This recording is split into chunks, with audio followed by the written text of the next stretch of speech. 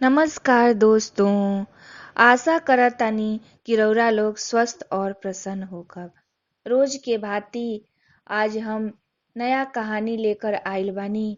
अगर रउरा लोग के प्रेम लाइक कमेंट और सब्सक्राइब के माध्यम से मिली तो हमनी के उत्साह और बढ़ी और एक नया जोश के साथ नया कहानी लेकर आइब।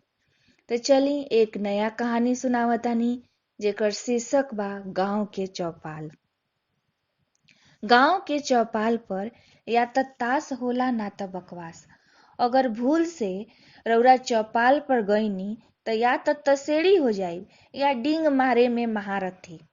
मनोरंजन के खुशबू ऐसन फैला रहेला कि खेले वाला से ज्यादा बोले वाला के जमघट लाग रहेला। लइकन के जाए के मना रहेला ओइजा, काहे कि बड़का तसेड़ी सब लइकन के आंख में कवन पत्ती बा देख के जान जालन।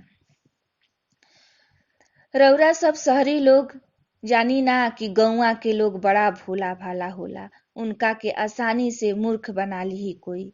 लेकिन हम दावा के साथ कहतानी कि एक बार चौपाल पर बैठ के एक हाथ ताश खेल के त देखी, रउरा लोग के सब भ्रम दूर हो जाई। जवन वर्जित क्षेत्र होला ओइजा गईला के वरदान से कम ना होला। ई बतिया त रउरा सब लोग जानतानी। चोरी कईल फल ज्यादा मीठा लागेला जब तक पकड़ल ना गईल होखे। बचपन में हम सब लइकन बरगद के पेड़ पर झूला झूलत रही और डाली पर कूद कूद के अलग अलग खेल खेलत रही जा। बरगद के पेड़ गांव के बीचों बीच रहे, एह से सब बड़ लोग के नजर से भी छुप रहत रही जा। गांव के एक पंडित जी रहन जेकर नाम रहे घुंगरू पांडे। एक दिन ऊ हमरा के बरगद के नीचे टार्जन के ऐसन उछलत कूदत देख लेलन और घरे जाके हमार माई बाबूजी से शिकायत लगा देलन। ओकरा बाद त हमार पर काट लेवल गई। अपन से एही से पंडित जी के खूब खोसत रही। संजोग कहीं कि बुधन हलवाई के बेटवा के सांप काट लेलस और ऊ बेचारा मल गई। अब त पंडित जी घरे आके कहे लगलन हमार माई बाबू से कि हमरा तो पहले से आभास हो गई रहे कि ई कुछ न कुछ घटना होखे वाला बा।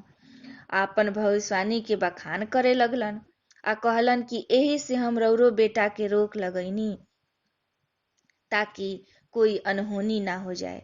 हमार घर वाला पर ऊ कितना बड़ा उपकार कैलन ई बतावे लगलन। हमरा तबे पता चलल कि चुगलखोर के ह। केहू लड़का के खेले से रोक देवे त ऊ सबसे बड़ा खलनायक होला। हमरा खातिर ऊ घुंगरू पंडित जी सबसे बड़ा खलनायक रहन। उनका पर बहुत हमरा खीस बरत रहे। जब उनका के अपना घरे आवत देखत रही, कुर्सी चुरा देत रही। अइला पर जब चाय देवे के रहे त कछुआ के चाल से धीरे धीरे जात रही। मन त करत रहे कि चाय में माटी या मरचाई मिला दी, पर पाप के डर से ई सब ना करत रही। हमार मानना बा कि अगर लइकाइये में पाप पुण्य के पाठ पढ़ा देल जाए तो बड़ होके आदमी नास्तिक भले हो सकता, पर गलत काम करे के आत्मा गवाही ना दी। बचपन से पंडित जी के हम घुगनू पंडित कहत रही। हमरा घरे करिया चना के तरकारी के घुगनी कहल जात रहे। जब से उनकर नाम जननी तब से घुगनू पंडित कहे लगनी। हमार बरगद के पेड़ पर खेल बंद हो गईल। ओकरा बाद घुंगरू पंडित ओइजा हनुमान जी के मूर्ति बैठा देलन। लइकन से बरगद के पेड़ छीन लेल गईल। कुछ समय बाद मुखिया जी ओइजा एक चबूतरा बनवा देलन। अब त ओइजा गर्मी में हवा खाती या ठंडा में अलाव खाती मंडली हमेशा बैठल रहत रहे। हमरा पढ़ावे खातिर बगल के गांव से राम जी सर आवत रहन। ऊ त हमरा के पढ़ावत कम रहन और मारत ज्यादा रहन। उनकर कड़क आवाज से हमार कई बार पैंट में ही पेशाब हो जात रहे। उनकर साइकिल के घंटी आवाज सुन के गिरत परत घर पहुंचत रही। माई त हमरा से बहुते प्यार करत रही, पर हमरा के खेल से उनका बड़ा बैर रहे। तनी सा देर होत रहे घर पहुंचे में त चट चट मारे लागत रही, जेकर दर्द के एहसास त आजो कनो लइकन मराला सन त होला। माई कहत रही हाथ गोड़ धो के स्लेट लेके बैठ, स्लेट में जवन लिखी ह उ मिटा के हाथ में लागल खल्ली आपन लीलार पर लगा लीह। हम खली लगा लेत रही। मिटौला के बाद ई सब देख मास्टर साहब बड़ा मुस्कुरात रहन, लेकिन कहियो प्यार से समझैलन ना।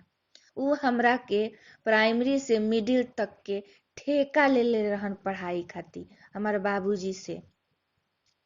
हमरा बिना मरले कुछ बुझात ना रहे।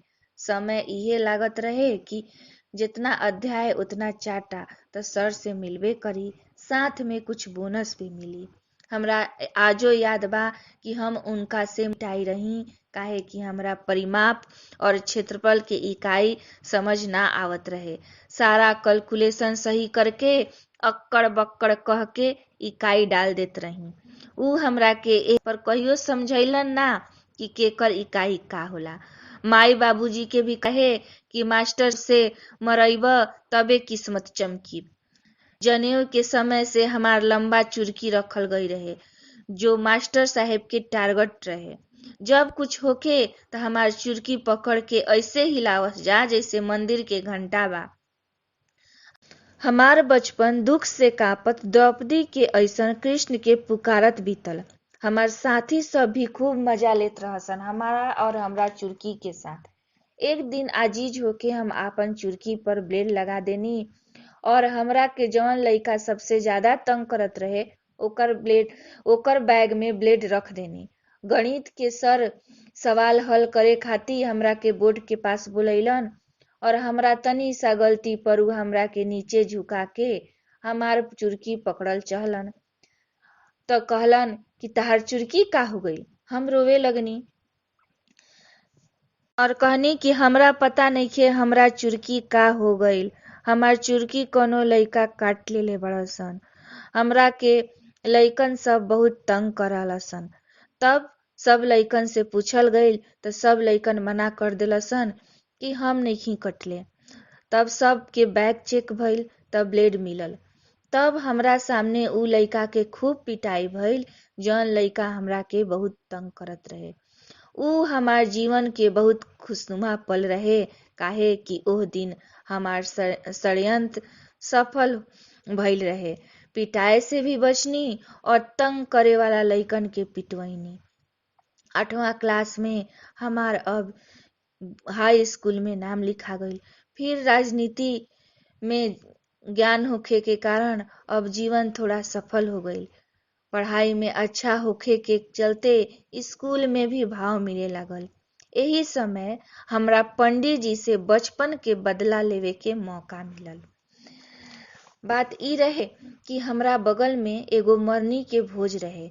ओह में पंडित जी ब्रह्मभोज में खैलन और जब सब गौवा के लोग खात रहन तब फिर आपन बाल बच्चा के साथ बैठ गईलन।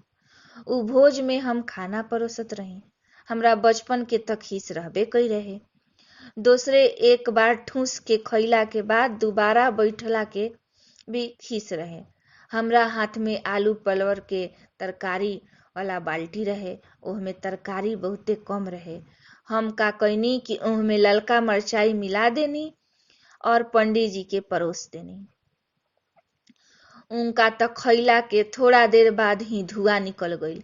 पानी पानी मांगत रहन, सुन के भी हम अनसुना कैनी। आँख में लोर भरले सुखले पूरी चबावे लगलन। पात के नियम के विरुद्ध पात छोड़ के उठ भी ना सकत रहन।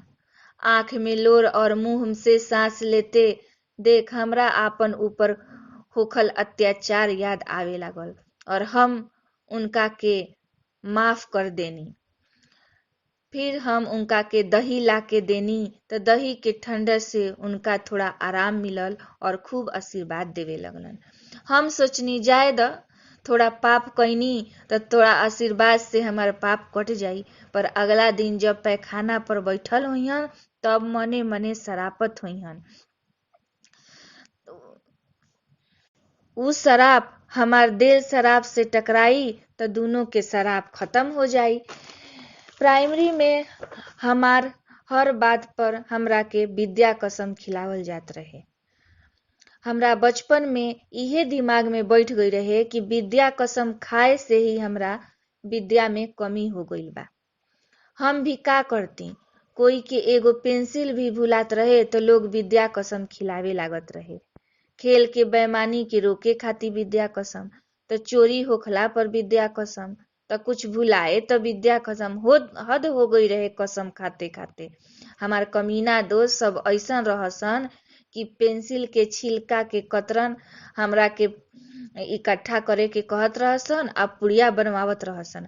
अगला दिन अपन रबड़ के छोटा टुकड़ा लाके कहत रहसन कि छिलका के दूध में उबाल के रबड़ बनैनी ह। विश्वास दिलावे खातिर भी विद्या कसम खात रहसन। शायद लोग विद्या कसम खाते खाते इतना माहिर हो गई रहे कि आज उ प्रॉपर्टी डीलिंग में करोड़ों कमात बाड़ा सन। हम तो उहे ठग साथी के राह पर चल के जादू से विद्या प्राप्त करे खातिर मोर के पंख किताब में रखत रही और पेंसिल के बुकनी खिलावत रही। सरस्वती पूजा के दिन माता के फोटो के पास किताब ना रखला पर साल भर कुछ सीख ना पाई, ई बतावल गई रहे। इहे मान्यता के बीच हम पलल बढ़ रही। कापी किताब के पैर लगते खट से उठा के प्रणाम करत रही। 10वीं के परीक्षा यानी बोर्ड के परीक्षा। 10वीं के परीक्षा के मतलब हम ये समझत रही कि जैसे बोर्ड पर मास्टर साहेब लिखवावत रहन वैसे ही होला बोर्ड के परीक्षा। सब लोग बोर्ड के परीक्षा में डेरावत रहे। एक दिन भइल ऐसन, हमार साथी जब बोर्ड के परीक्षा देवे जाए तो ओकरा बार बार पेखाना पेशाब लागत रहे। एक दिन जब उ गइल तो मास्टर साहेब सोचलन कि चोरी करे खातिर पेशाब खाना गइल बा, मगर मास्टर साहेब के पेशाब खाना पास देख ओकर थरथरी धलेलस और ओकरा से अपन पैंट के चेन भी ना खुलल। उ हमरा परीक्षा के बाद बतैलस कि बार बार पेशाब जाए के चलते उ डाइपर पहन के गइल तो लोग चीट समझ के आधा घंटा गेट पर ही खड़ा करवा देलस, फिर डाइपर खुलवा के ही अंदर जाए देलस। भगवान के कृपा से सब साथी हमनी के बोर्ड के परीक्षा पास कर गनीजा। हमार अच्छा नंबर आवे के चलते गांव में हमार इज्जत बढ़ गई। हम ओही बीच चौपाल पर ताश खेले के भी सीखनी और एक बार पकड़ल जाए पर गांव से निकाल देवल गईनी। तब से हम शहर में ही बस गईनी। केहू लइकन के आज जब हम माई बाबू के गोदी से उतर के स्कूल वैन में बैठल देखी ना तो सोची ना कि ई नर्सरी के पौधा बड़ा होके बाहर के ताप दाप कितना सह पई है। तो दोस्तों, आज हम ई कहानी एजे खत्म करतानी। फिर एक नया कहानी के साथ आई। धन्यवाद।